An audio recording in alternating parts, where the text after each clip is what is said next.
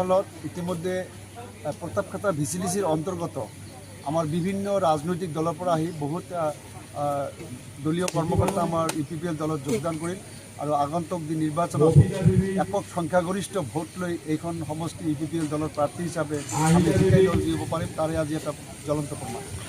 আচ্ছা, এবাৰ যেহেতু প্ৰোগ্ৰাম সমষ্টিটো বিজেপিৰ কবলত আছে, আপনাৰা উদ্ধাৰ কৰব পাৰিব? সমষ্টি তো কাৰো কোনো কবলত নাথাকে।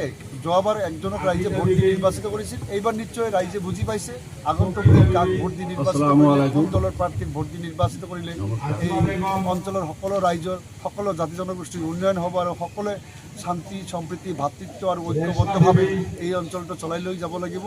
এই ক্ষেত্ৰত সবেই বুজিব পাৰিছে আৰু সেই ক্ষেত্ৰত ইতিমধ্যে গোটেই বিটিসি অঞ্চলত ইউপিপিএল দলৰ যিটো আলোড়ন সৃষ্টি হৈছে আগন্তুক নিৰ্বাচনত ইউপিপিএল দলে সমগ্ৰ চাহাবৰ নেতৃত্বত একক সংখ্যাগৰিষ্ঠ আসন লৈ আমি চৰকাৰ বনাবলৈ গৈ আছোঁ।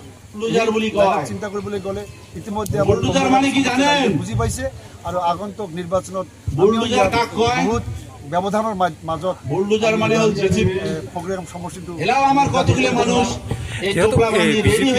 বিজেপিৰ নিৰ্বাচন